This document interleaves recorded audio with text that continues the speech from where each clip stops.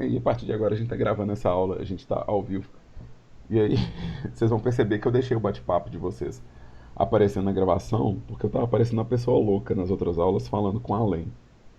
E eu não curti muito ficar vendo, tipo assim, a tela do Blender e eu falando sozinho. Então aqui, ó, eu tô deixando o bate-papo para ter as perguntas, tá? E a gente vai entrar nos primeiros assuntos do nosso curso. E aí, ó, para quem tá no futuro vendo essa gravação no YouTube, para quem tá vendo no futuro, eu vou falar algumas coisas que são repetidas de uma gravação para outra, porque são duas turmas em dois campos. E se você está matriculado e você é uma pessoa do presente que está no bate-papo, mesmo aviso. Eu vou falar coisas repetidas, porque eu tenho duas turmas, uma em cada campus, então algumas coisas vão ser repetidas. Eu não quero dar exatamente a mesma aula, mas tem algumas coisas que eu tenho que falar várias vezes, tá? Então, para quem não está no curso e está assistindo que caiu de gaiato, é bom lembrar que no curso de jogos a gente desenvolve um jogo durante um ano inteiro. Isso abraça dois períodos. Então, a turma que está vendo essa aula agora é uma turma que está no quarto período e que está dando sequência de um jogo que começou no terceiro período. Então, pressupõe que essas pessoas têm um modelo low poly, modelo de baixa contagem de polígonos, com animações. Isso é a suposição. Isso não quer dizer que é verdade, não. Isso eu estou supondo. Então, e o trabalho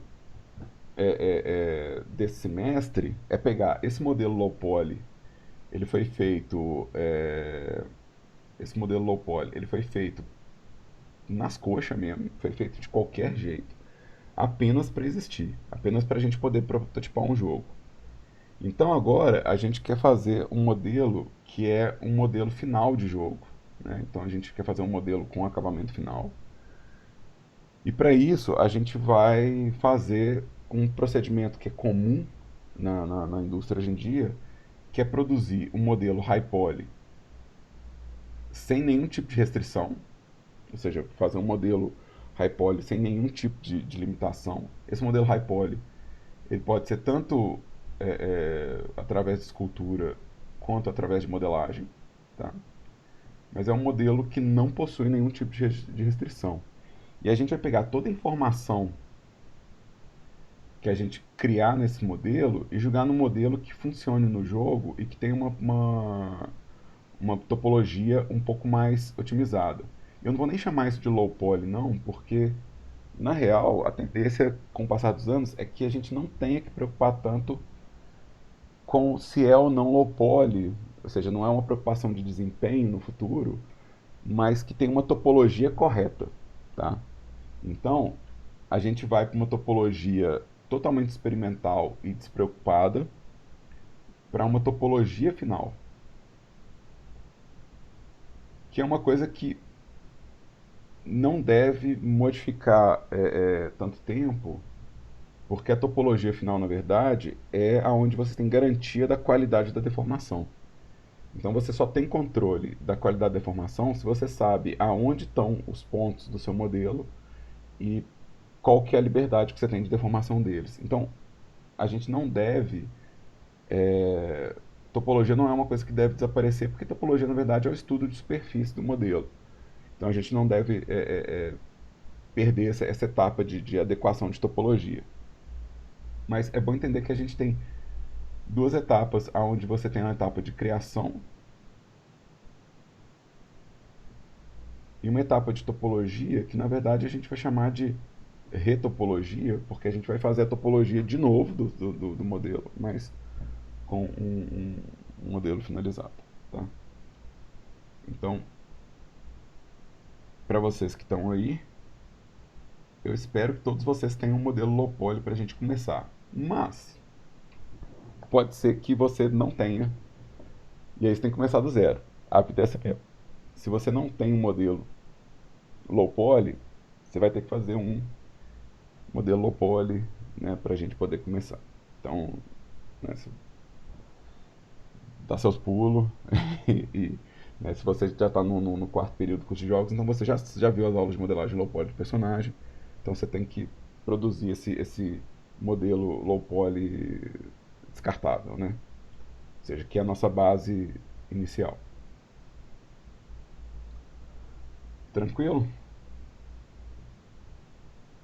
Pessoas do bate-papo, tudo certo aí? Eu tô gravando inclusive silêncios, tá, pessoas? E aí, pra quem tá vendo o vídeo, vai ver o bate-papo correndo aqui. Olha só, todo mundo falando que tá de boa. É tudo mentira, mas eu vou acreditar. É, vamos organizar esse projeto aqui então. Eu por enquanto não vou precisar dos ciclos. Pode ser só blocking, o Matheus. Não precisa ser. É um modelo low poly, ele é basicamente um modelo que me fala qual que é a altura e o volume do personagem. Então, tanto no primeiro low poly quanto no high poly, a gente não está preocupado com superfície e topologia. A gente está preocupado só em comunicar uma ideia. Beleza. Outra coisa que eu vou pedir para vocês, queridos, é uma organizaçãozinha no projeto, tá? Ou seja, você vai ter seu modelo low poly, você vai ter seu modelo base, seu modelo low poly, então você vai ter uma coleção para ele. Se você está vendo as aulas ao vivo, você vai ver que isso aqui é um dos conteúdos que eu estou repetindo nas duas turmas, tá? Então, eu quero uma coleção para o personagem low poly, tá? Então, eu quero uma coleçãozinha para ele.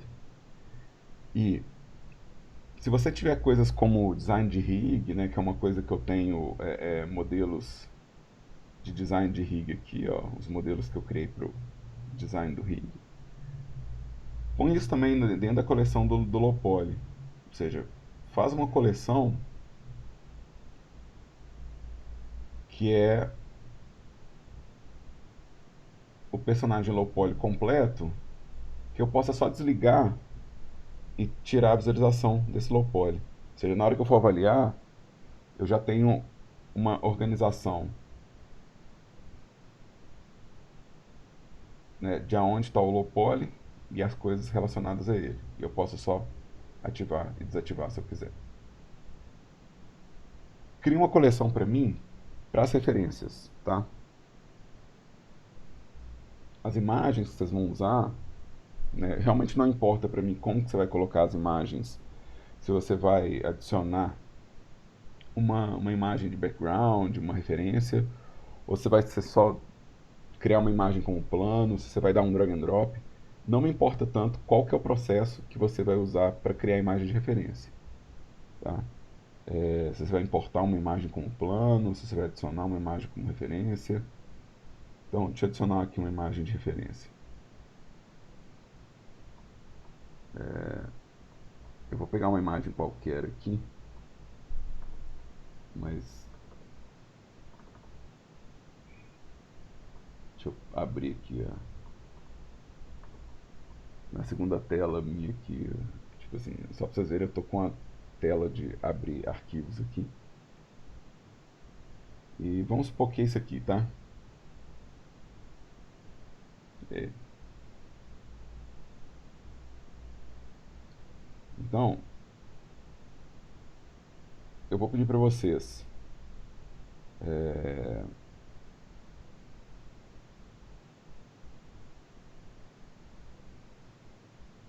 colocarem as imagens de referência numa coleção.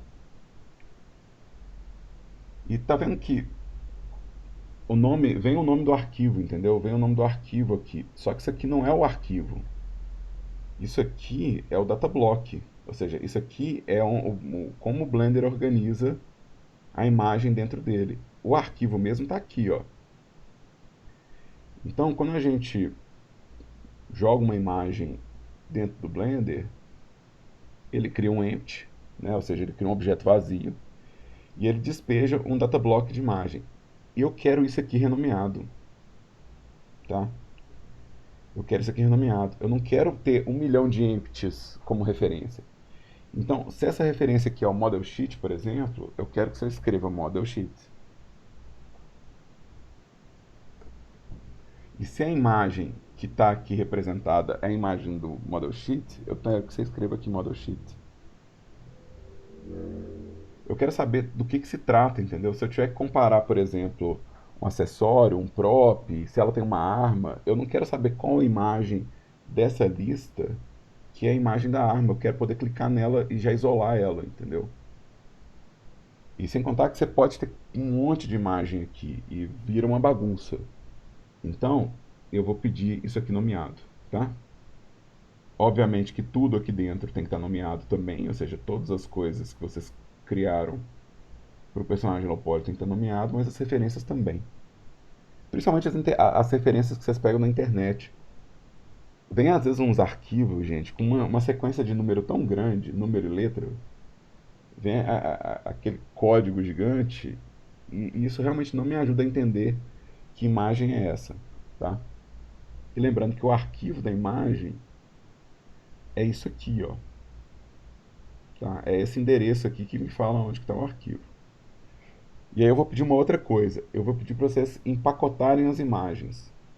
Ou seja, toda imagem que você estiver usando, eu vou pedir para você dar pack nela.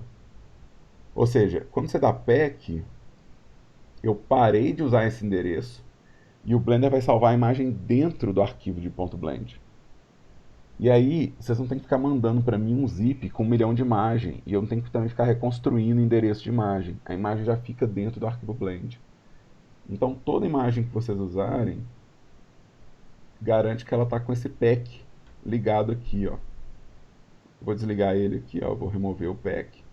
Sem o pack, o que vale é o endereço da imagem, ou seja, vale o caminho para a pasta.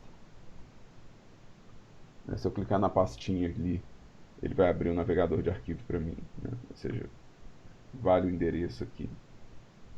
E se eu ligar o pack, o endereço não tem mais validade, ou seja, ele colocou a imagem dentro do Blender, certo? Não importa quantas imagens vocês forem usar de referência, eu quero usar elas organizadas em uma pasta de referências aqui, em uma coleção de referências. Eu quero elas nomeadas e com pack, certo? Está compreendido? Mínimo de 3 imagens de referência, tá, gente? Tem que ter no mínimo 3 imagens de referência.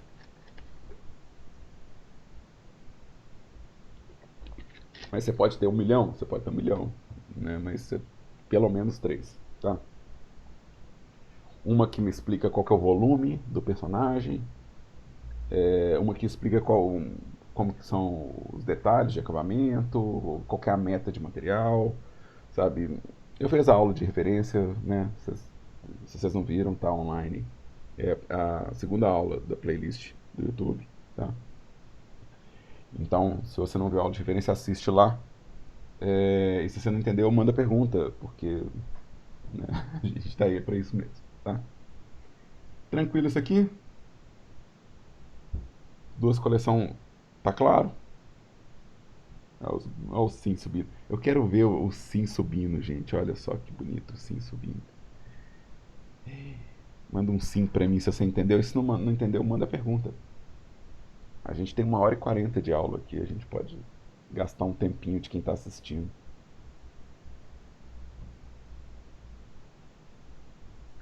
A gente vai até 10h30 da manhã para quem está aqui ao vivo. E para quem está assistindo é 1h40 de aula, aproximadamente. Então, tenha paciência com essas pausas gigantes, se você estiver assistindo. Próxima coleção é o High Poly.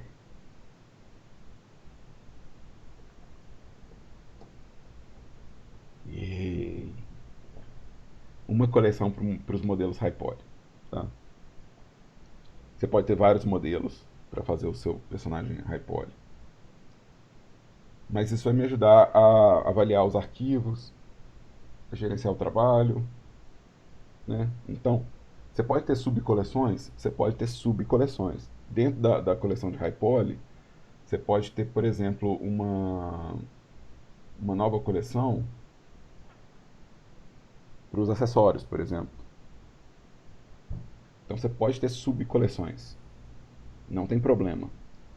Tá? Se você está fazendo uma arma super complexa e você está fazendo ela com 4, 5 peças diferentes e você não quer lidar com aquela confusão toda, você pode colocar uma subcoleção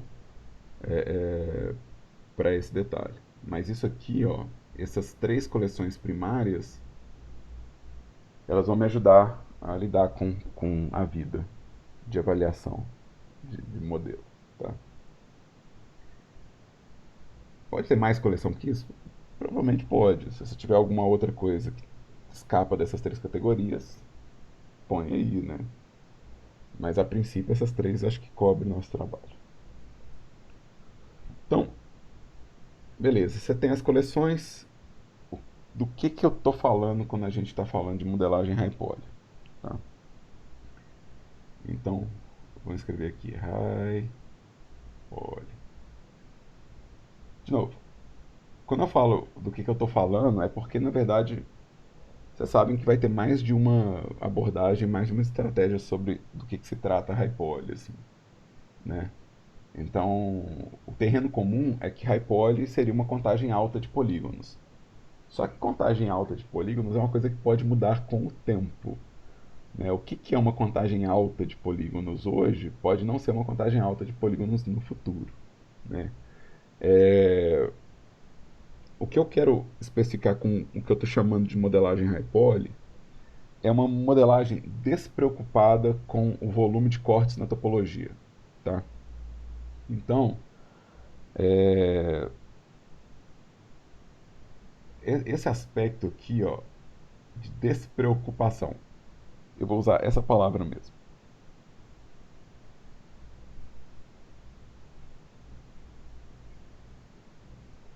Despreocupação, essa é a palavra que eu vou usar, mentira. Mas vamos colocar aqui.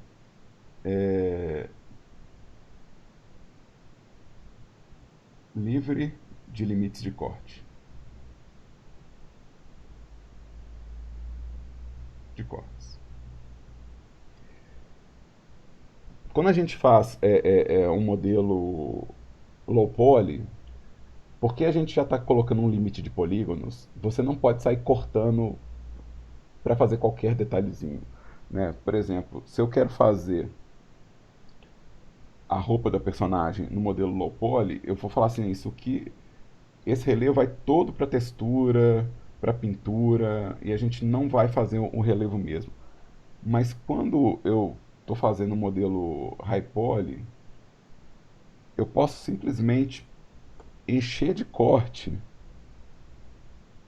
Eu vou cortar aqui.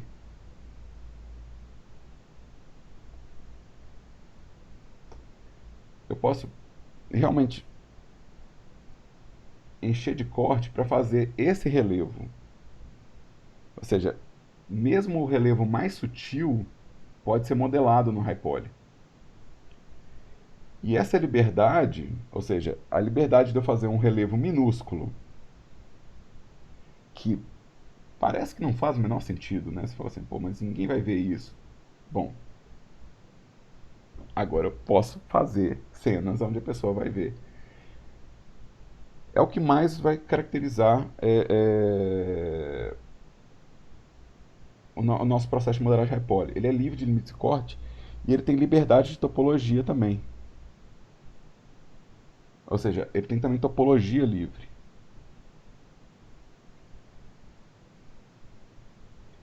Alguns defeitos, alguns artefatos, eles continuam sendo problemáticos. É lógico que um Z-Fight, que é aquela luta de duas faces com normal para o mesmo lado e sobrepostas, né? Ou seja, você tem duas normais que estão no mesmo lugar no espaço e apontando para a mesma direção, isso continua sendo um problema. Né? Ou seja, eu não vou querer ter duas faces que conflitam visualmente, né? E que dão esse tipo de vibração no modelo. Ou seja, isso continua sendo um problema.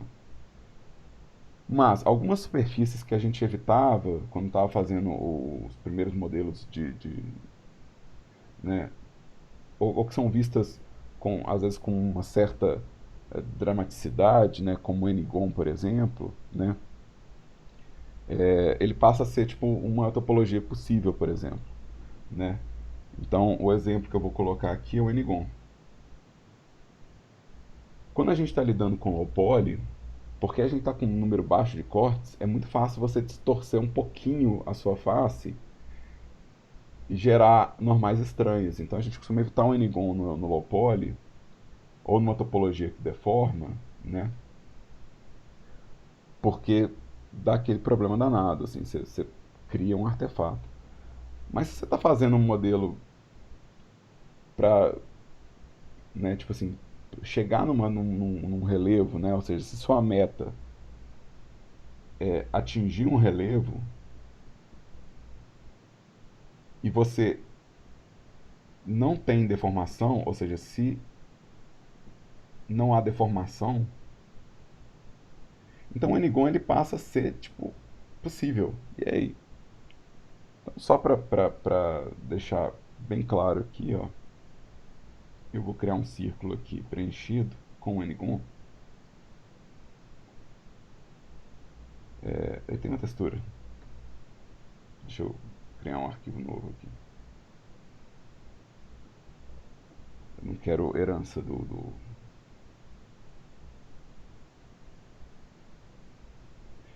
Então, isso aqui, ó, é possível de fazer no modelo high poly. O que, que não pode fazer no N-gon? O N-gon ele não pode isso aqui, ó.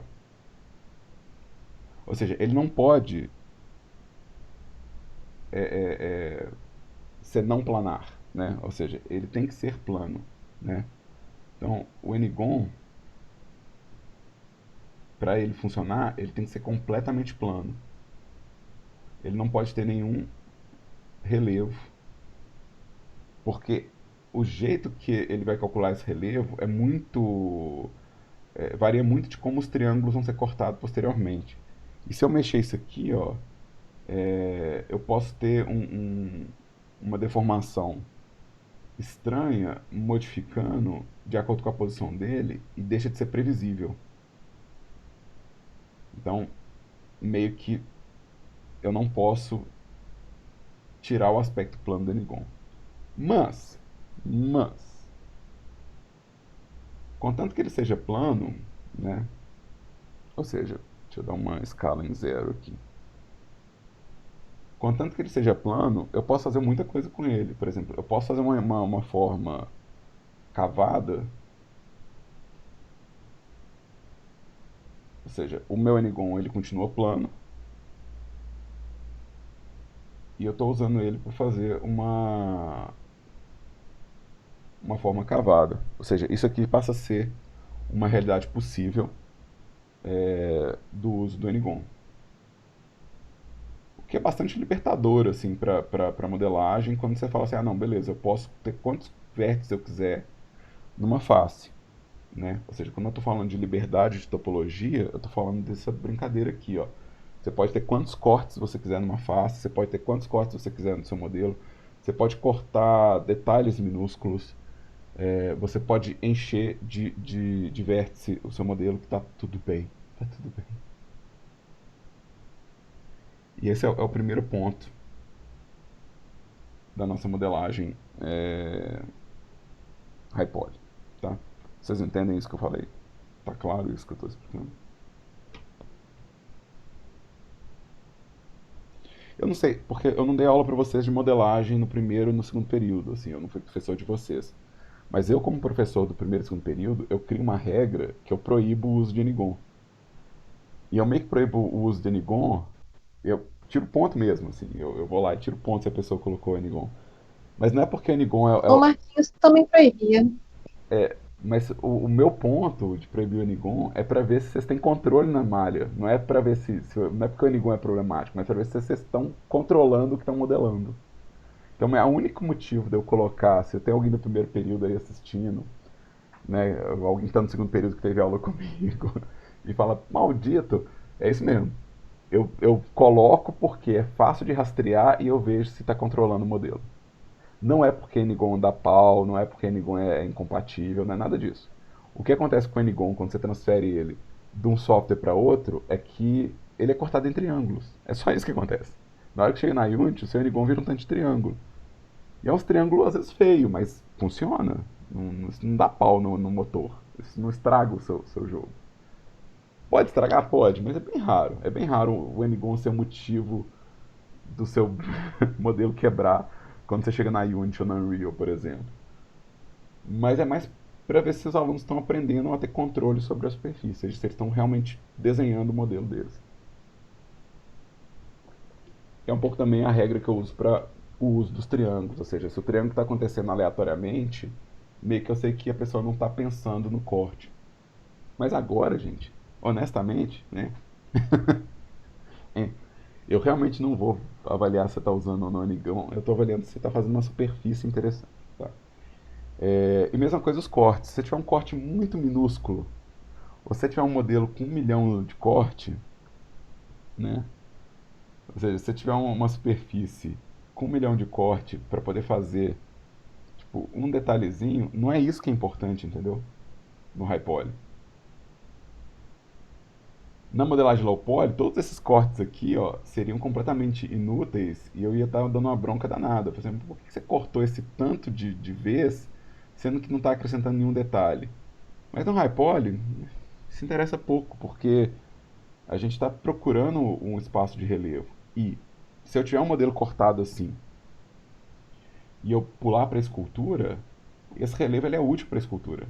Então não é um problema se você fez uma topologia horrorosa dessa para um detalhe simples assim. Então a gente tem muito mais liberdade com a densidade de cortes também, tá? É óbvio que se eu vier aqui e encher de corte aqui, talvez, é... deixa eu,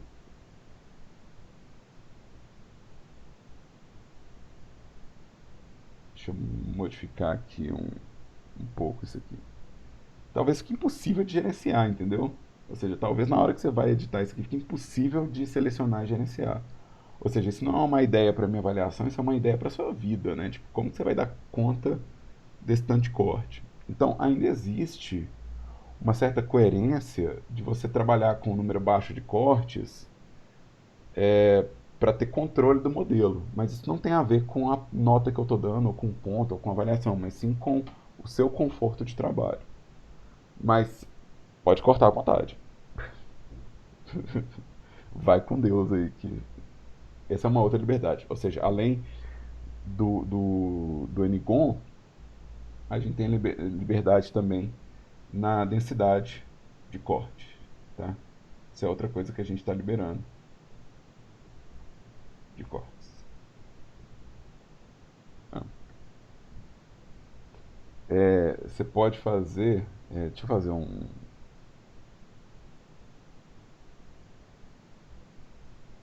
Deixa eu fazer um negócio que fica legal em mapa de normal, mas que é terrível de modelar. Deixa eu pegar e selecionar aqui uma série de cortezinhos desses aqui. Então, esse tipo de relevo aqui, ó. Cara, isso aqui fica super legal em mapa de normal. Fica muito bacana quando você cria um mapa de normal no modelo com isso aqui. E para modelar um negócio desse no high poly, você tem que encher de corte, cara, não tem jeito. Você tem que ter, tipo, os vértices fazendo isso aqui. Então, é uma situação onde você vai ter uma densidade alta de corte, né, para poder fazer. E você meio que gerou essa densidade alta porque você queria nesse pedaço aqui do modelo, você queria que tivesse esse detalhe. Mas no resto, eles são inúteis. Mas eu não tenho por que nem limpar, na real. Eu não preciso nem preocupar em limpar esses cortes. Porque esse modelo não é o modelo que eu vou usar no final. Esse modelo ele é só a minha base para gerar relevo e textura. Então, tá liberado. Fazer quantos cortes você achar que são interessantes para o seu modelo. E fica bacaninha toda a vida. Esses cortes de relevo, eles dão um barato na hora que você está fazendo o acabamento do modelo, na hora que você está fazendo os PBR, fica muito massa. A relação de ambient occlusion também, de sombreamento, então é massa mesmo. Então isso aqui é uma outra coisa que está liberada. E aí? E outra coisa que a gente vai usar pra caramba na modelagem high poly são os modificadores. E aí? O uso de modificadores é uma coisa também que, no nosso processo de criação de modelos nos períodos iniciais do curso, a gente vai super com cautela no uso dos modificadores, porque os modificadores eles podem gerar vértices adicionais numa contagem que sai do seu controle. Então,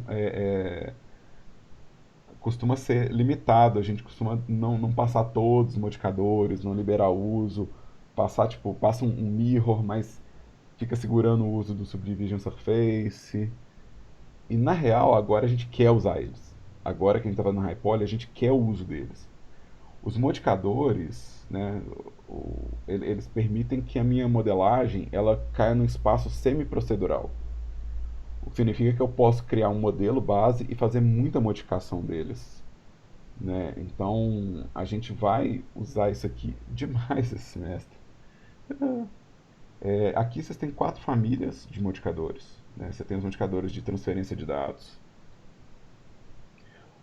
são os modifiers, os geradores de vértices, ou seja, que vão gerar vértices independentes dos vértices originais, ou edges também, tá? Os deformadores, que modificam o resultado visual do modelo, né? A gente já usou o Armature desse aqui, mas que ele muda a forma do resultado final sem mudar o seu modelo original. E os de simulação, que levam em conta a física e o tempo no Blender. Tá? Então a gente tem essas quatro famílias. A gente vai chegar em vários deles, tá? A gente vai cobrir vários deles. Não dá para cobrir todos, obviamente, porque é muito volume de informação, né? Então infelizmente, a gente está restrito com o tempo. É um semestre, ele tem prazo, ou seja, essa aula não é uma aula que faz o modelo e quando estiver pronto você manda que eu avalio. Não, realmente tem que entregar a nota num prazo, a gente realmente está restrito ao tempo. Mas a gente vai ver vários deles e a base do que a gente vai ver vai servir para que vocês entendam todos, tá? A gente vai começar com os generates, que são os que geram informação de modelagem, tá? E eventualmente a gente vai chegar, inclusive, nos de simulação em algum momento, tá? Então, no decorrer do curso a gente vai chegar isso aqui. Mas a gente vai poder usar pra caramba eles. O array. Vamos começar com o array aqui, só para vocês entenderem. Ou seja, com o array, né, eu consigo criar duplicatas do meu modelo original, né? Eu consigo criar duplicatas do meu modelo original, em vez de ter que fazer a repetição do modelo um por um, né? Ou seja, isso aqui geralmente quando eu dou esse exemplo, eu faço uma telha né, uma telinha de construção, né? Então, eu vou fazer isso mais uma vez, porque é uma situação que eu sei que fica boa na hora que a gente joga num mapa de normal, entendeu? Se você pega um modelo, você vai fazer um telhado vamos lá, você vai fazer um telhado no low poly, você vai fazer um telhado no low poly, você vai fazer isso aqui, né? E você vai colocar uma textura de telha aqui. Então, você está fazendo o low poly, você vai fazer isso aqui. É isso aí e a vida é ótima, né? Mas você está fazendo o high poly, ou seja, se você está lidando com uma modelagem high poly, meio que você pode fazer cada telha individual. Só que você não vai querer fazer uma por uma, nem vai querer fazer a repetição dela na mão, né? Então, eu vou criar uma telha super mal feita. Tá?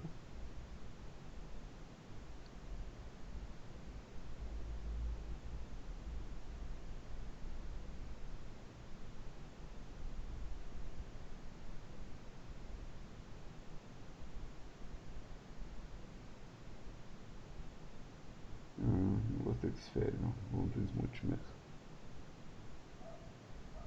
Tá bom, tá ótimo. E aí? Perfeito. Perfeito.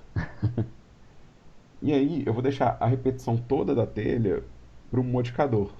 Ou seja, aqui começa a entrar o poder do modificador. Eu tenho uma informação base, ou seja, eu tenho uma informação primária, Mas a informação total, ela é resultado dos meus modificadores. Então eu vou colocar aqui um array. Vou criar a repetição de fileira dele aqui, ó. Então eu vou colocar aqui 10 repetições. E só para ter um desencontro entre uma telha e outra, eu vou editar o meu modelo base, e ele já está editando todo mundo da fileira aqui. Né?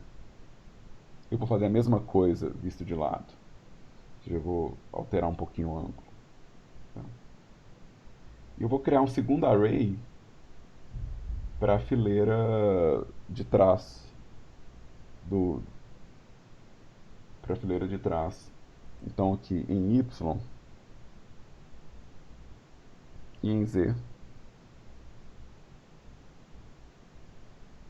eu vou ter a fileira de trás das telhas.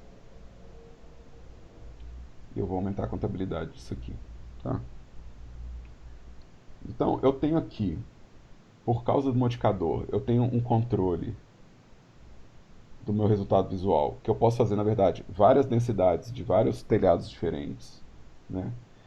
E eu posso alterar o modelo base, né, para criar o meu design de telhado final. Né? E a vida é mais fácil, porque na verdade se eu texturizar uma telha aqui agora, eu texturizei todas. Se eu abrir o V de uma, eu abri de todos. Né? E se eu for colocar isso, de novo, se eu for colocar isso aqui no mapa de normal, ou seja, se eu for aplicar isso depois no meu modelo final, eu não preciso levar todas essas telhas, né? Eu não preciso levar todas elas, mas eu vou ter o resultado visual delas. Ou seja, normal, ambiente occlusion e todas essas informações que vêm bonitinhas disso aqui. Eu vou colocar um shade smooth nele aqui e um alt smooth. Só porque fica bonitinho. Olha que fofura de telhado. É muito, é muito roubado? É muito roubado. Olha que interessante. Eu ainda posso fazer um combo de modificadores. Ou seja, eu ainda posso pegar os modificadores. Ou seja, aqui eu estou combinando dois arrays, mas eu posso combinar vários diferentes. Ou seja, depois eu posso vir aqui e colocar um mirror para poder espelhar o meu telhado. Para fazer um mirror, deixa eu vir aqui.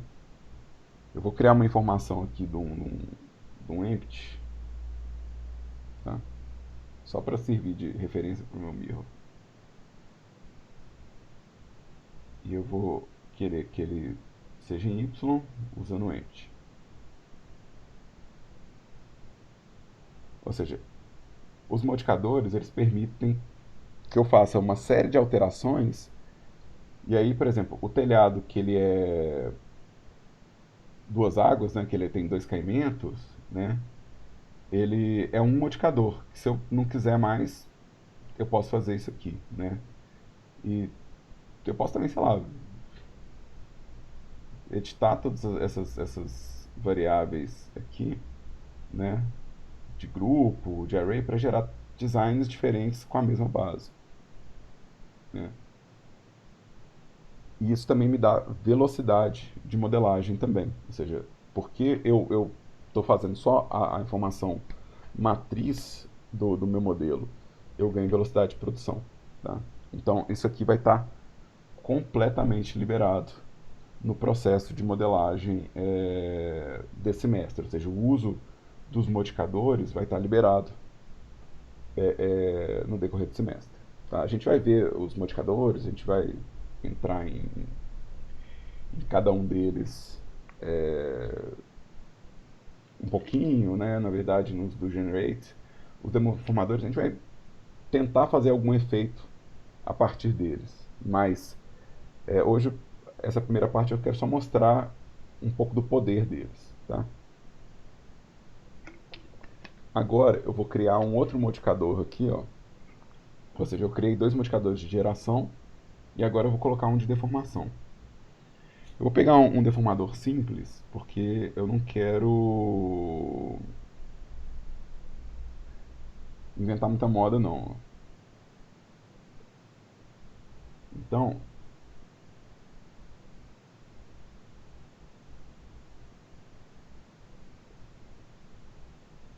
olha que interessante. Eu estou torcendo o meu modelo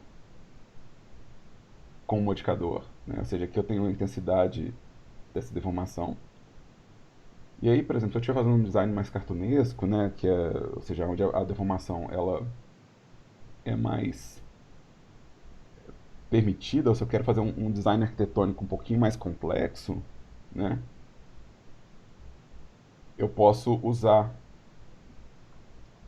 de novo, é um conjunto de deformações, né, é um conjunto de modificadores que desemboca num deformador, né. Então, quer fazer vários tipos de telhado? Olha que beleza.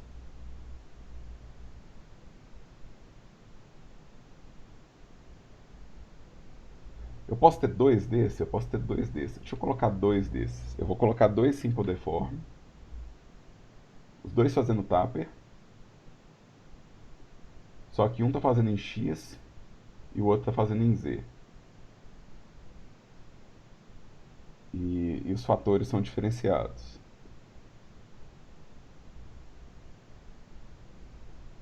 Então, eu tenho aqui um resultado que depois eu vou fazer um modelo low poly que encaixa nele para roubar o mapa de normal, mas eu posso experimentar com o design. Deixa eu fazer um stretch. Acho que o stretch vai ser massa.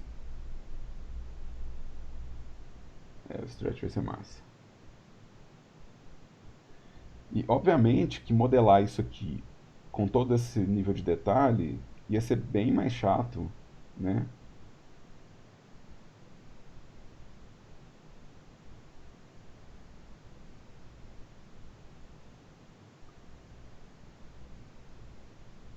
Imagina modelar isso aqui, gente. Imagina sem os modificadores, imagina fazer esse design com esse nível de detalhe, né? Tipo, como que ia ser complicado, né? Então, e observa que eu mexendo com os modificadores, né? Ou seja, alterando quais modificadores eu estou usando, né? Eu estou mudando o meu design aqui, ó.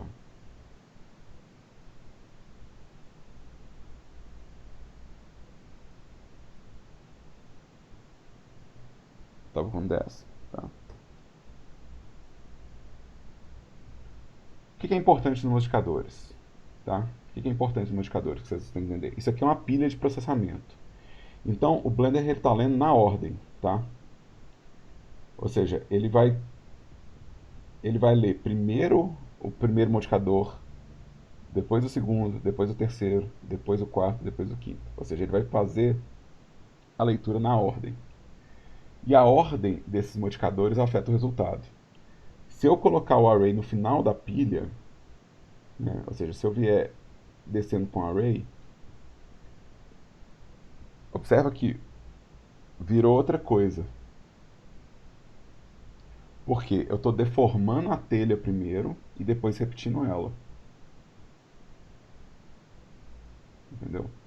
Se eu, por exemplo, espelhar primeiro, ó, aqui eu estou espelhando a telha primeiro,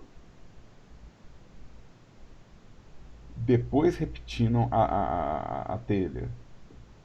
Né? Deixa eu colocar para baixo. Aqui eu estou espelhando, depois deformando.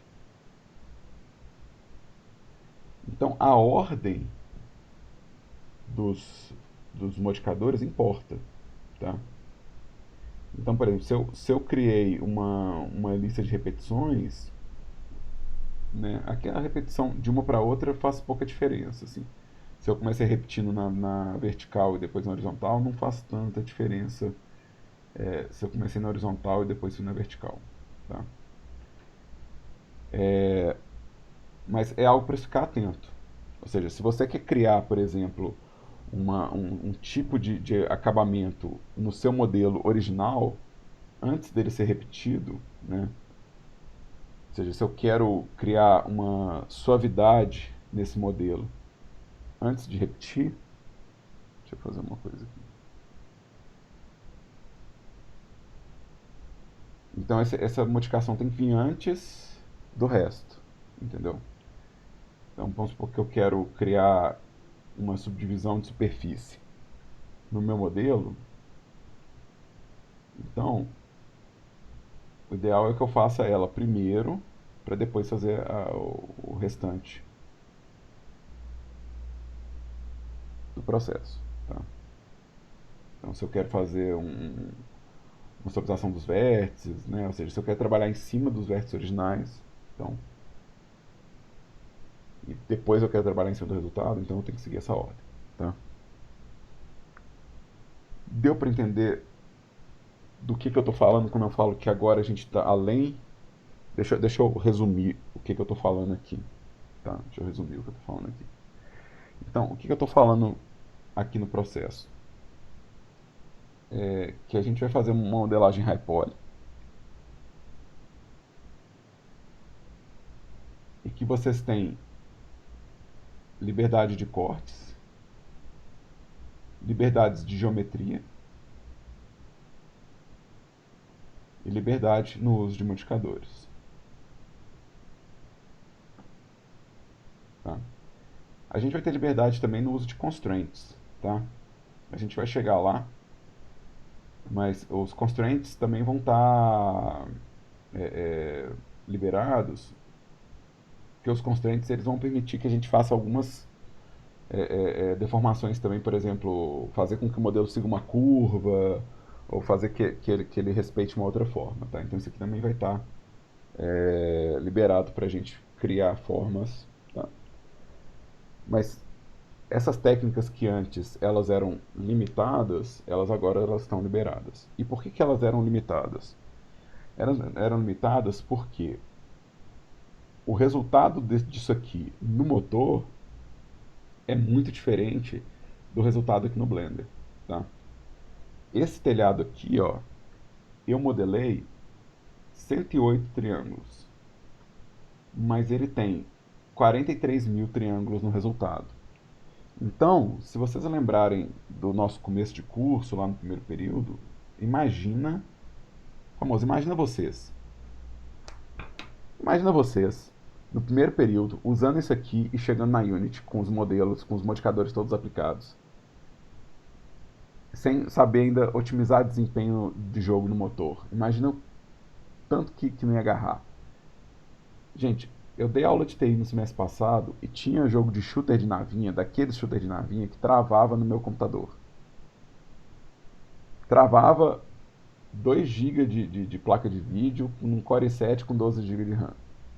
Que é esse notebook que eu estou dando aula aqui com eles. Um shooter. Ou seja, imagina se esses meninos estivessem usando um modificador, o que não ia acontecer com o meu notebook? Eu imagino que o meu notebook ia explodir se, se eles estivessem usando esses modelos e chegando lá no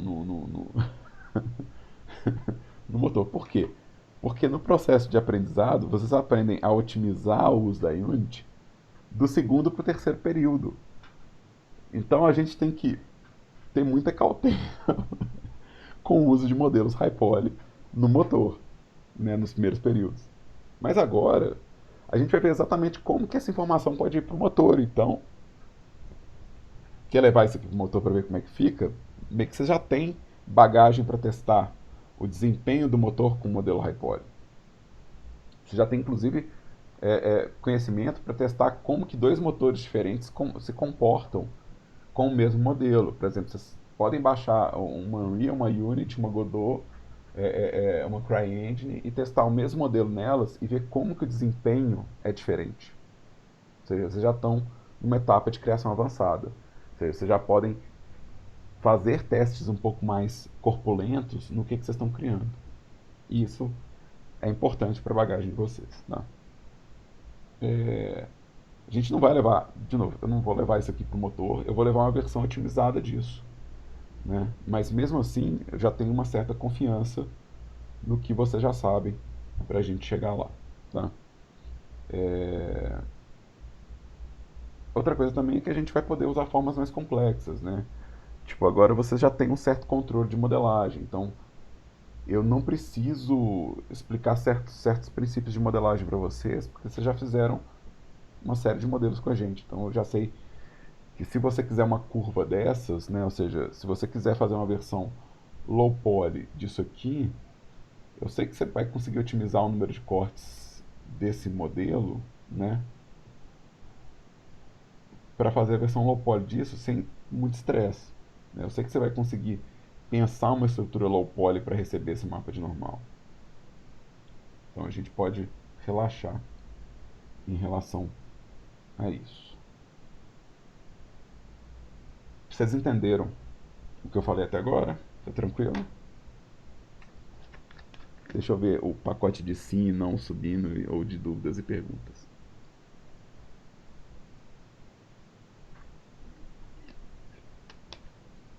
Massa.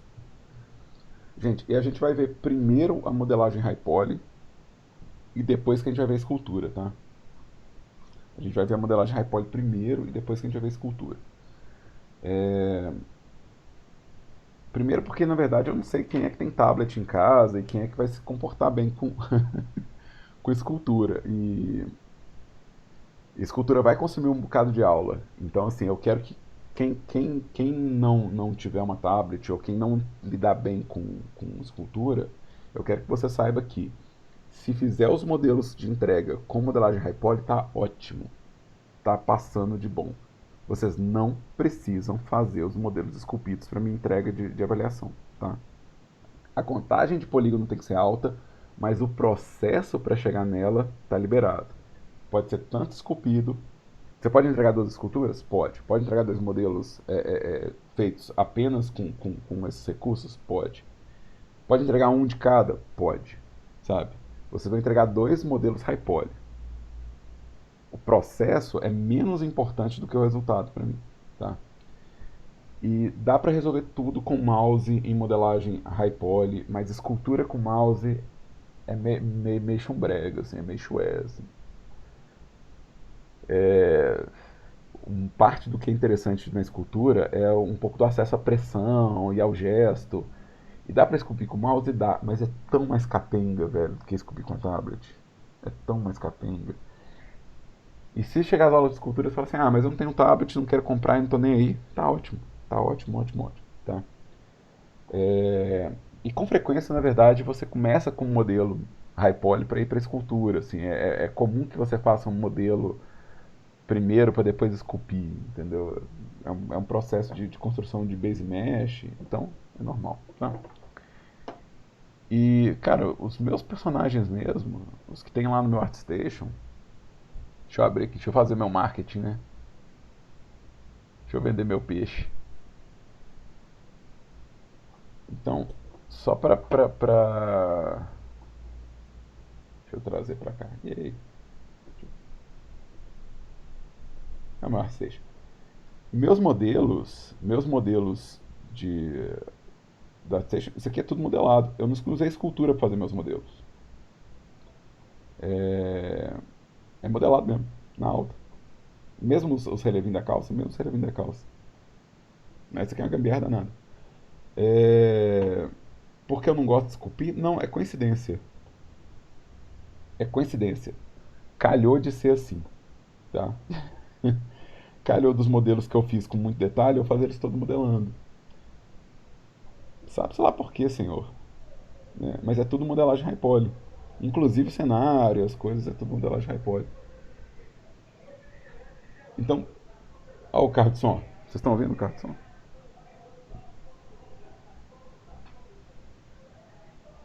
Vocês ouviram o carro de som? Cara, eu queria que o carro da vassoura passasse. O meu favorito é o carro da vassoura. Eu adoro o carro da vassoura. Eu não sei se passa no bairro de vocês. E eu não sei se as pessoas do futuro vão saber o que é o carro da vassoura. Mas eu adoro o carro da vassoura. Eu acho genial. Tem a musiquinha, é a vassoura, é a vassoura.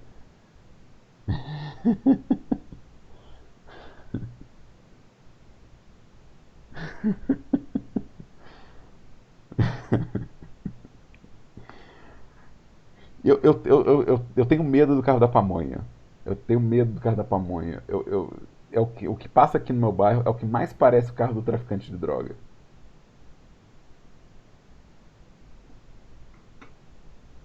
Do tipo, esse cara não tem pamonha.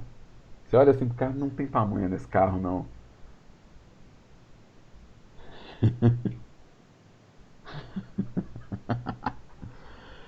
Mas enfim. É, vocês entendem que o que eu tô falando é que dá pra modelar a high poly e a vida é boa, né? Ou seja, você não precisa preocupar com se estiver fazendo tudo só modelando, tá, tudo bem. Tá?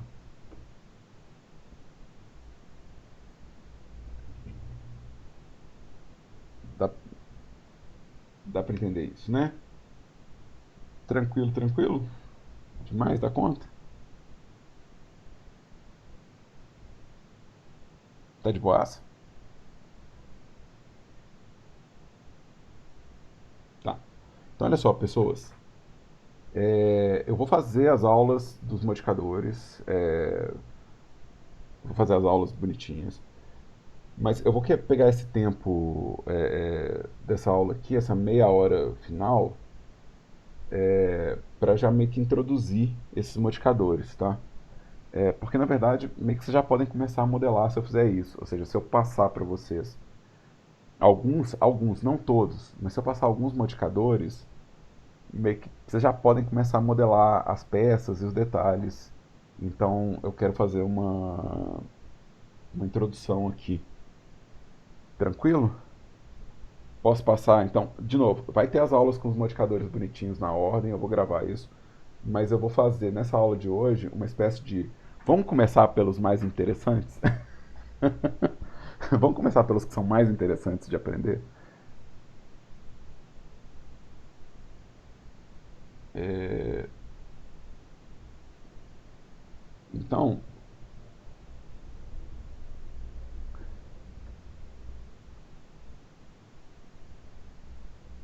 deixa eu desligar esse professor Edit. Ó, então para começar, ó, para começar.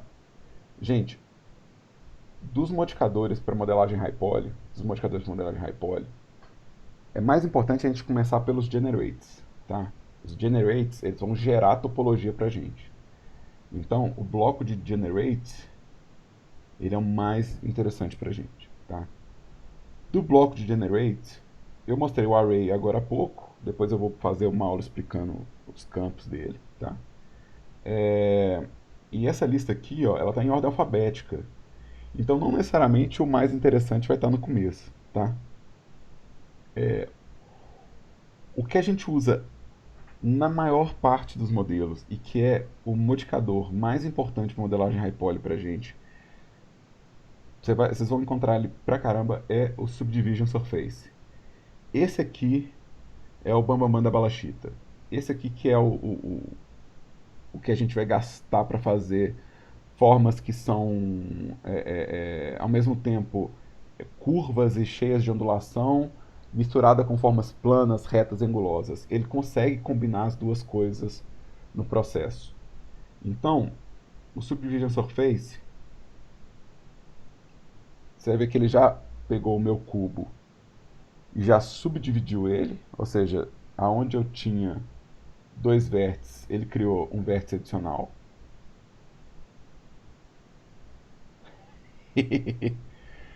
É Ctrl, né? É Ctrl 1, Ctrl 2, Ctrl 3. Se vocês fizerem Ctrl 1, ele meio que já cria. Então, cuidado com Ctrl número, tá? Vocês criam ele sem querer, né? Deixa eu pegar um arquivo novo aqui só pra fazer esse negócio.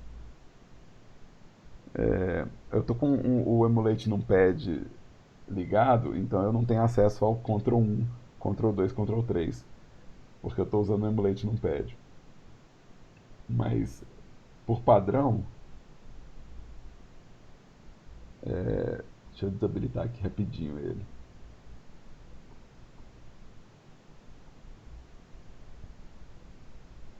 Aí, ó. Esse atalho, que foi o Ctrl 1 que eu dei, né? Ele criou Isso aqui. Só que isso aqui, ele vai até um nível mais alto, assim. Então, é, é- é- ou seja, ele vai criando níveis.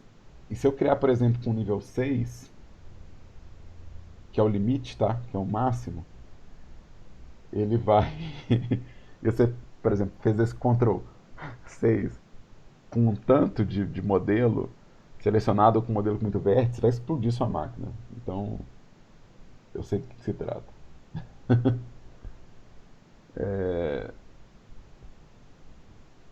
Deixa eu voltar com o meu emulate num pad.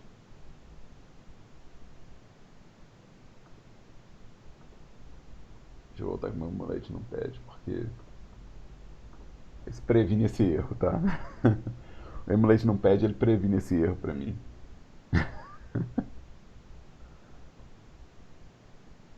Mas vamos lá. Deixa eu criar ele de novo.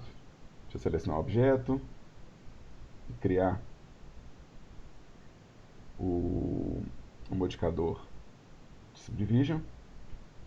Entrar no modo edit. E aqui vocês vão ver que eu tenho. Eu vou dar um zoom aqui para vocês verem melhor. Tá. Você pode nomear, tá? O modificador. Então aqui, ó, no campo do modificador, você pode nomear, chamar de Udansu.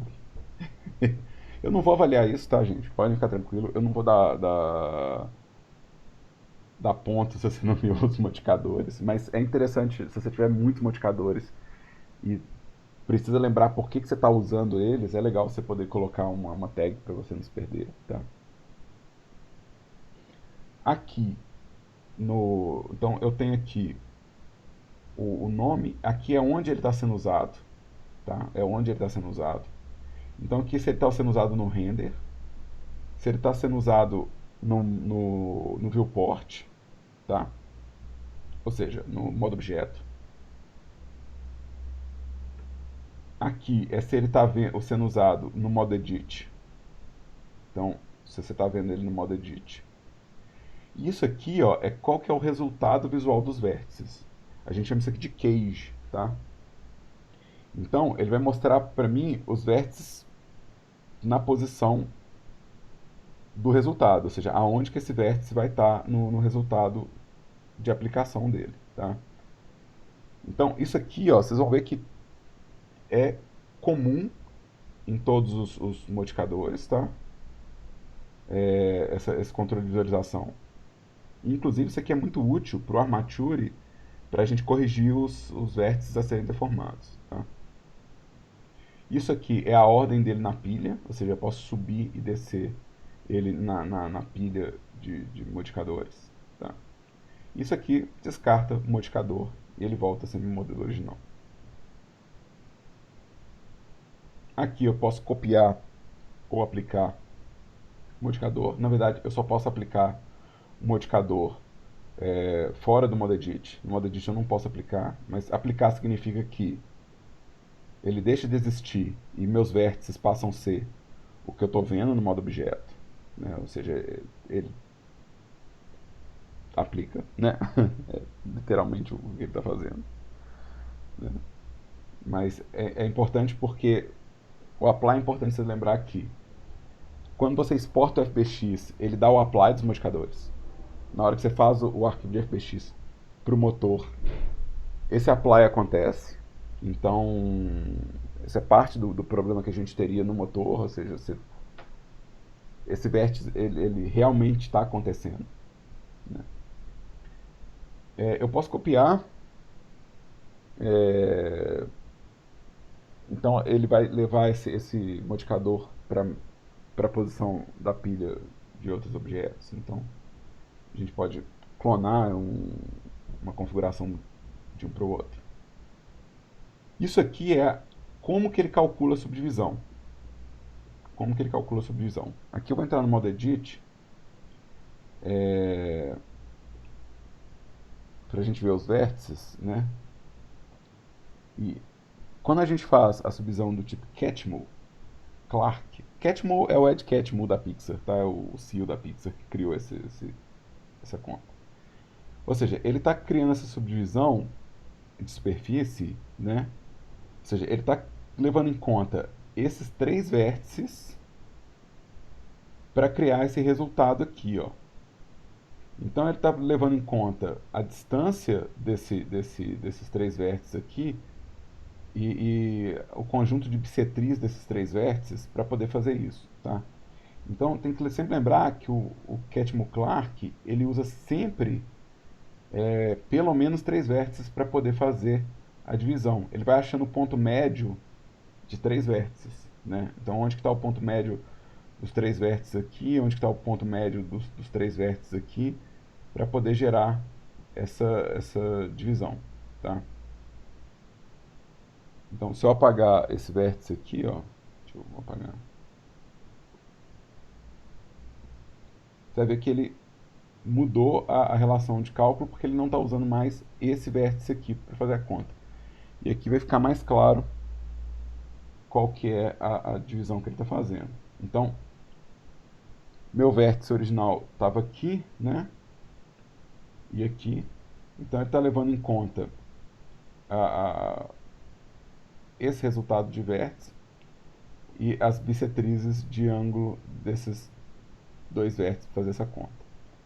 Isso é importante porque na hora que a gente estiver controlando as deformações, a gente vai querer saber um pouco desse resultado visual, tá? E o simples parece que não está fazendo nada, mas o simples ele está criando vértice aqui e aqui, tá? Ou seja, se eu der um apply, você vai ver que ele é um subdivide igual o subdivide normal que a gente tem aqui no Blender, tá?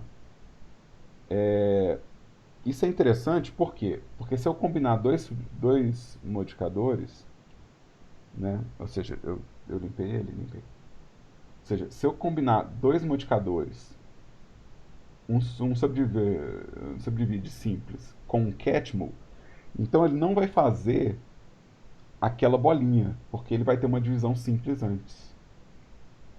Ele vai fazer algo mais arredondado assim, ó. Porque eu estou colocando um subdivide simples que está gerando um novo vértice aqui e um novo vértice aqui. Ou seja, ele está criando um, um, um limite para a minha subdivisão. E se eu aumentar o número de divisões aqui, ó, você vai ver que eu estou controlando aonde essa curva está acontecendo antes dela existir, né? Se eu inverter a ordem, inverte o resultado. Tá?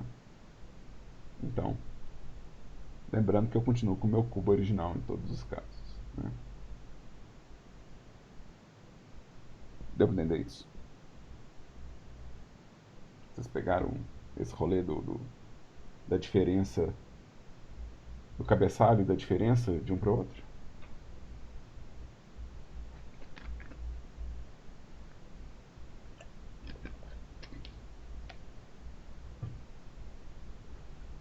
Massa.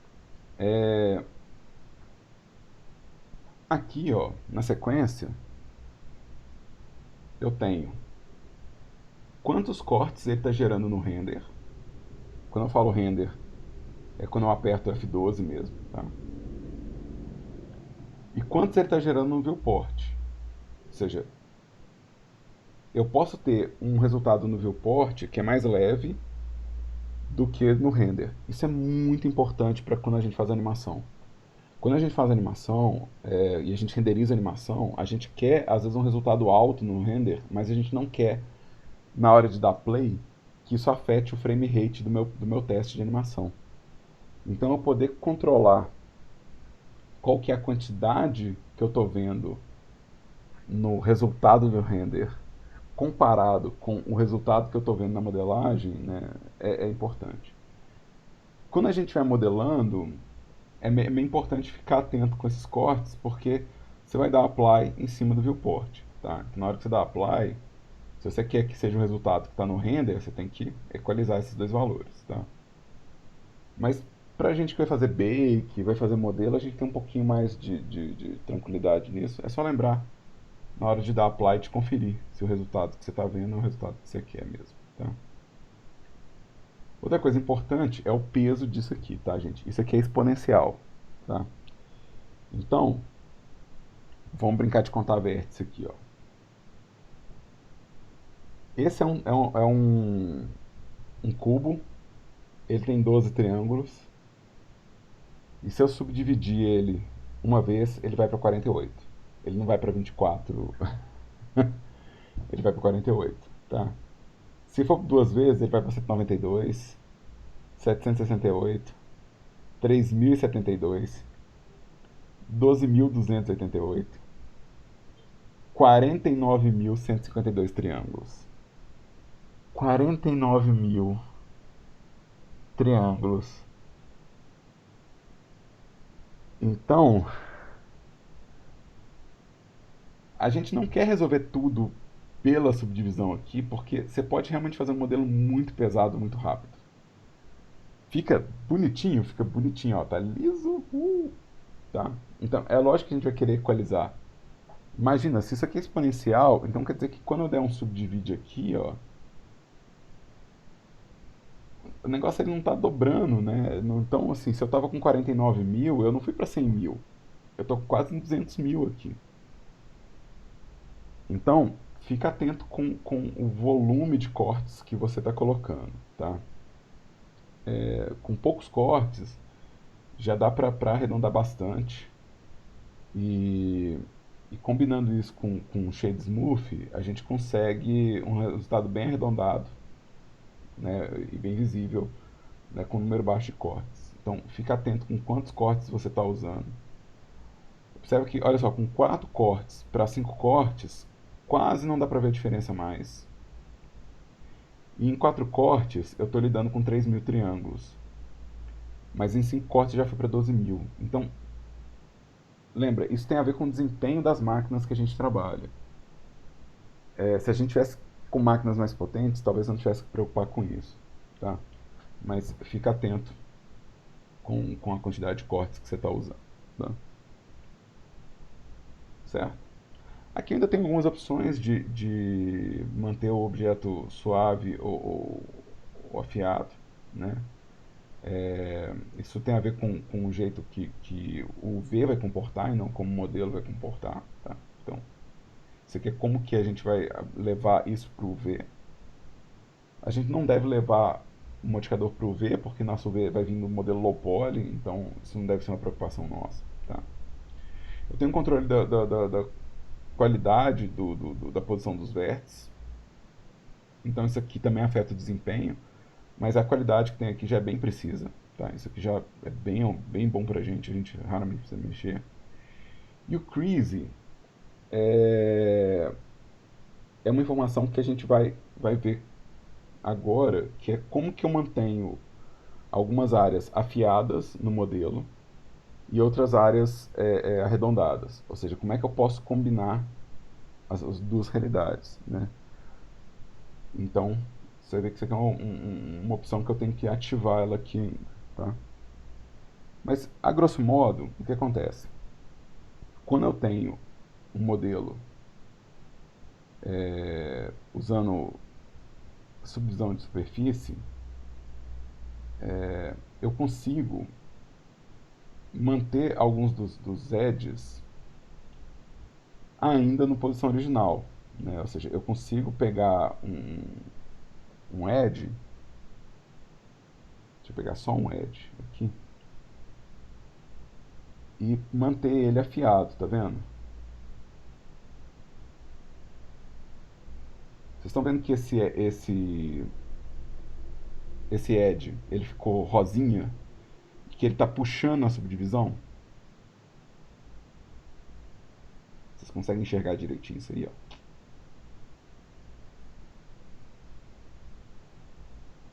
Esse controle é o edge crease, tá?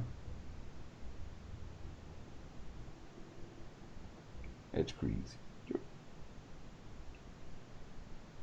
Então, você vai ter ele aqui, ó, no menu de Edge, né? Que é esse afiamento do Edge, tá? Com o Edge Crease, né, ele tem um atalho, tá? Então, se você é fã de atalho, Shift mais E vai ser o Edge Crease, tá?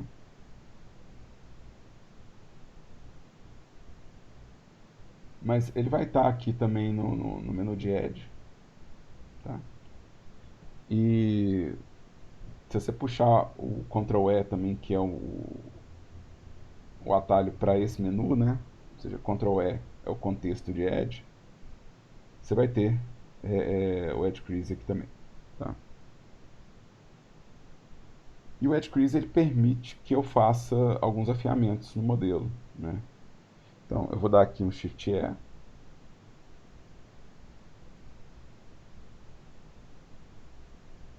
E aqui ó, eu tenho um controle de fator, onde eu consigo segurar um pouco a deformação. Tá vendo? Deixa eu fazer um negócio muito louco aqui. Deixa eu fazer um negócio muito louco aqui.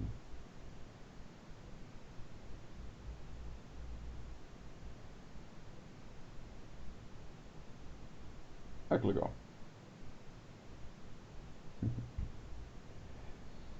Ou seja, eu tenho um controle adicional da forma com o Subdivision que permite que eu tenha um lado que ele é ainda o lado plano e cúbico, né, do modelo, e um outro lado arredondado.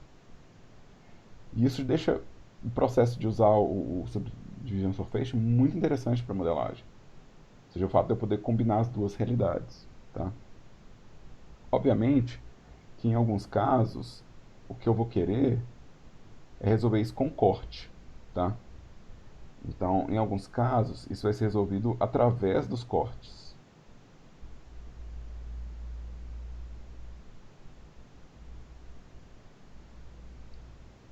Deixa eu ver a pergunta do Pedro. Você daí basicamente puxar os edges que o Subdivision faz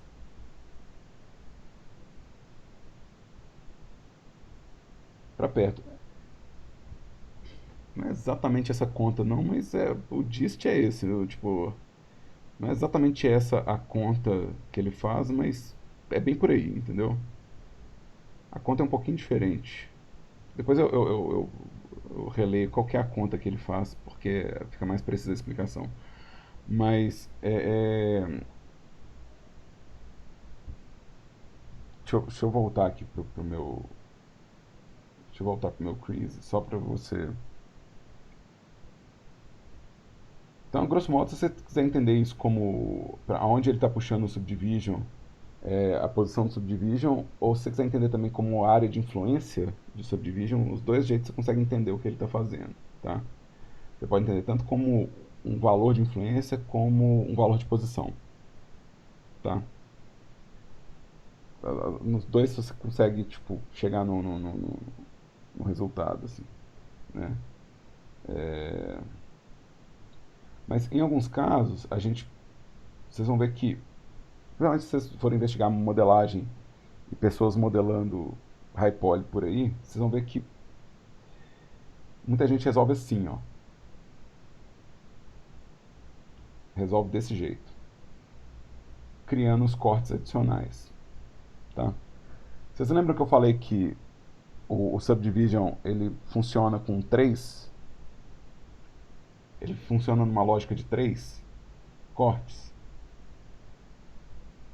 Então, se eu quiser fazer uma aresta mais bonitinha para isso aqui, ó, eu preciso também ter três cortes próximos, tá? Então eu precisaria fazer um subdivide para cá também, ó. E aí vocês vão ver que eu consigo uma precisão do brilho do modelo muito grande.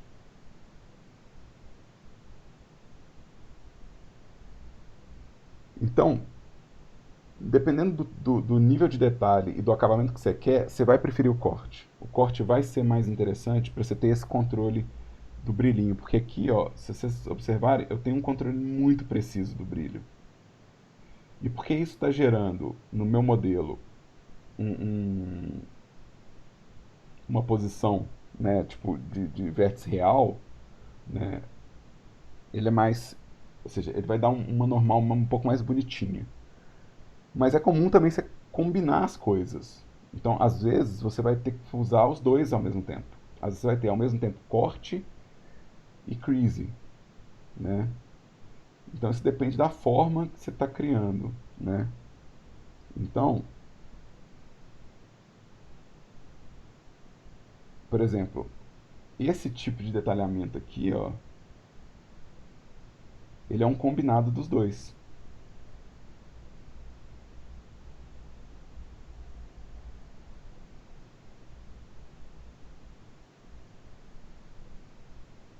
Então,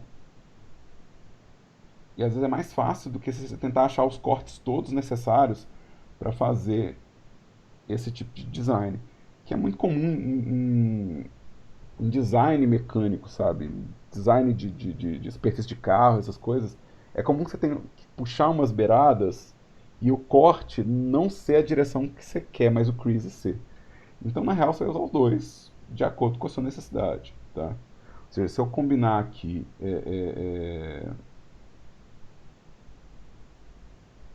eu vou fazer um combinado aqui Esse eu vou fazer com subdivide na alta. Deixa eu fazer com subdivide na alta. Deixa eu só dar um subdivide aqui.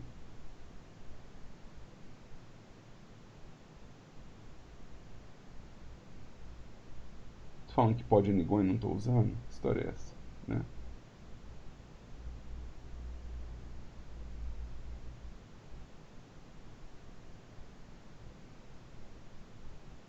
Aí aqui eu podia ter feito um bevel. Aqui eu podia ter feito um bevelzinho, na real. Mas acho que dá pra entender, assim, que o que acontece... Tá, eu quero apagar tudo. Então, eu acho que essa primeira coisa pra vocês entenderem, tá? Primeira coisa pra vocês entenderem.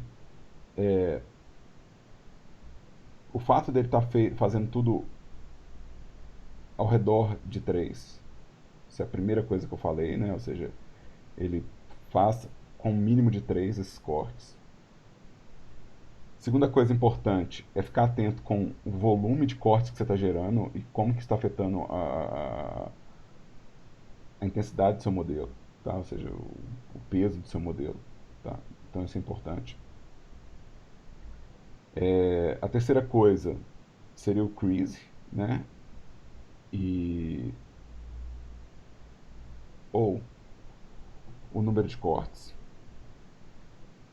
E a quarta coisa é que a geometria base,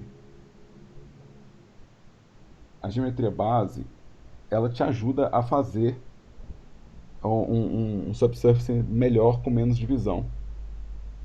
Eu fazendo uma forma arredondada a partir de um cubo, eu vou precisar de muito mais trabalho do que se eu começar com uma forma que já é arredondada. Né? Ou se minha base ela é cilíndrica e eu começo com um cilindro em vez de começar com um cubo, a vida vai ser um pouco melhor. Né? Então, para servir de exemplo, né? Deixa eu apagar isso aqui. Deixa eu fazer dois modelos aqui rapidinho, só para vocês entenderem. Eu vou começar com um cubo.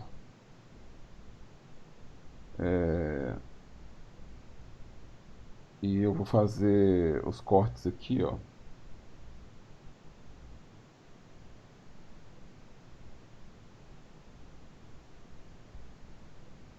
Dois modelinhos. Não vou inventar muita moda não, tá, gente? Deixa eu ligar meu raio-x. Deixa eu colocar meu raio-x com 100% aqui que vai me ajudar. Então, vou fazer...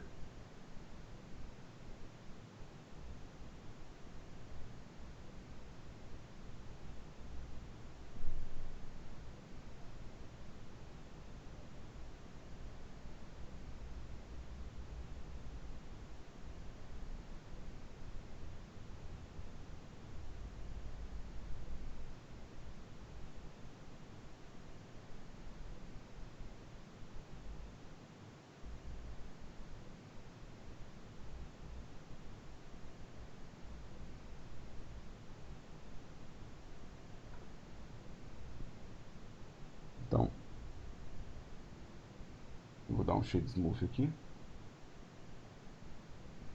E vou fazer a mesma ideia, não é o mesmo modelo não, tá? Porque eu provavelmente vou errar as proporções, essas coisas. Só que eu vou começar com um cilindro. Aquele cilindro, aquele famoso que eu faço com 8, vocês devem estar enjoado de ver. Deixa o Nigon. Deixa o Nigon. Eu falei que pode Nigon, então tem que usar.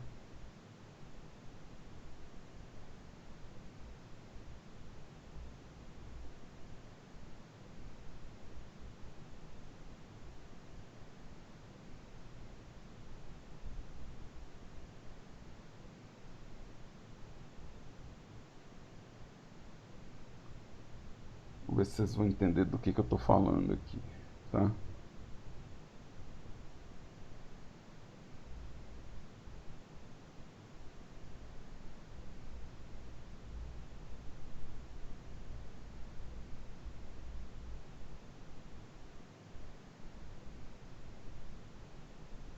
De novo, não vai ficar igual não, tá, gente? Porque eu estou fazendo muito no freestyle aqui.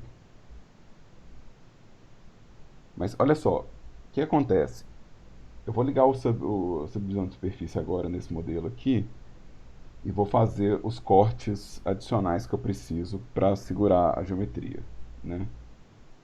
Ou seja, eu vou fazer aonde que... Deixa eu ligar o queijo só para vocês verem um pouquinho melhor no vídeo.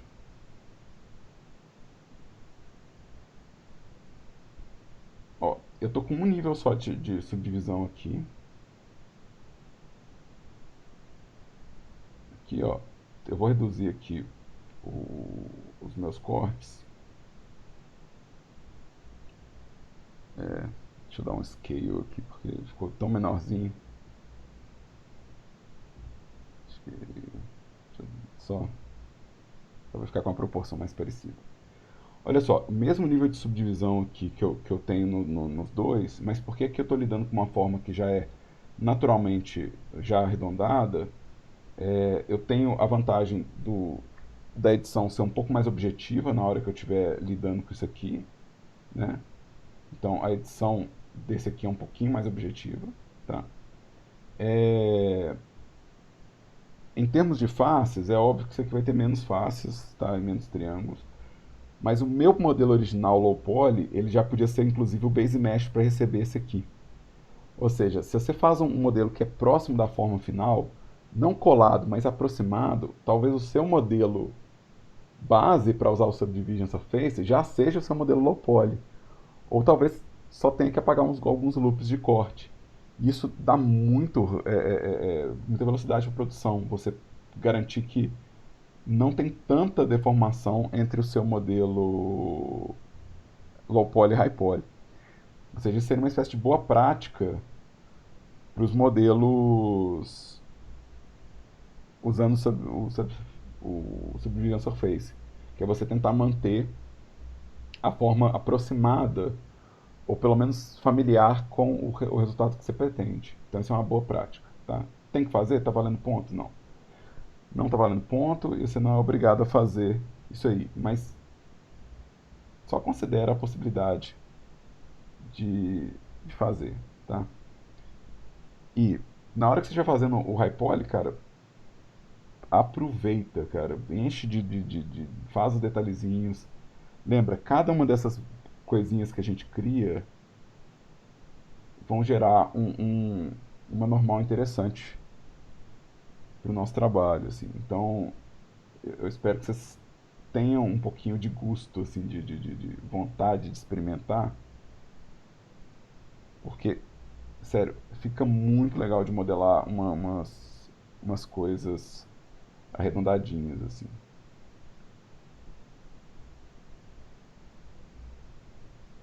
Eu vou fazer ficar mais barroco esse negócio aqui.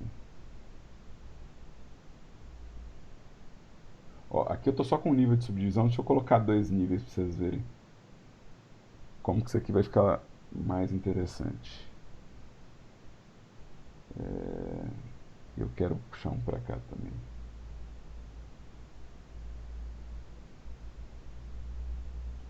desligar o queijo aqui só pra vocês verem. Então, isso aqui, ó, esses detalhezinhos aqui que eu posso colocar, isso vai aparecer, cara, no mapa de normal. Isso vai aparecer, então meio que vale a pena fazer.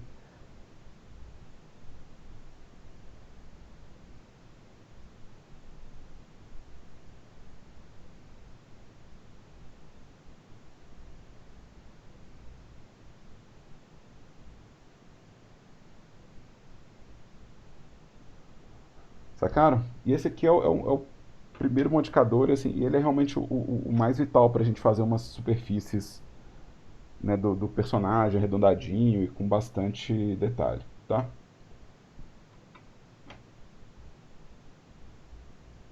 Deixa eu ver a pergunta aqui do Pedro. É... Pois é, tudo que você puder reciclar, Pedro, tudo que vocês puderem reaproveitar, reaproveita, cara. Tipo, vamos trabalhar esperto. É...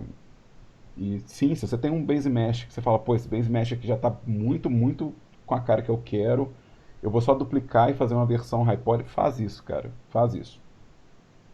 Tudo que vocês puderem reaproveitar, reaproveita, galera. Não desperdiça nada do que vocês fizeram no semestre passado. Eu sou muito avesso a desperdício. Muito avesso mesmo. Eu quero que vocês tirem proveito máximo disso aí. E meio que os modificadores me ajudam nisso, né? Então, mete bronca, cara. Modelo de cenário, modelo de personagem, já vai testando, vê se funciona, porque meio que é essa ideia mesmo, tá bom? Tranquilo pra vocês aí?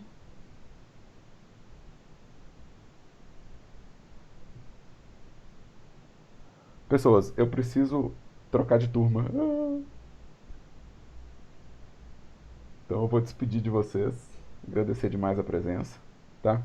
E lembrando, essa aula está sendo gravada, eu vou subir essa aula no YouTube hoje à tarde, tá? E aí, e no final de semana eu vou gravar as aulas teóricas dos modificadores e vou começar a publicar elas, tá?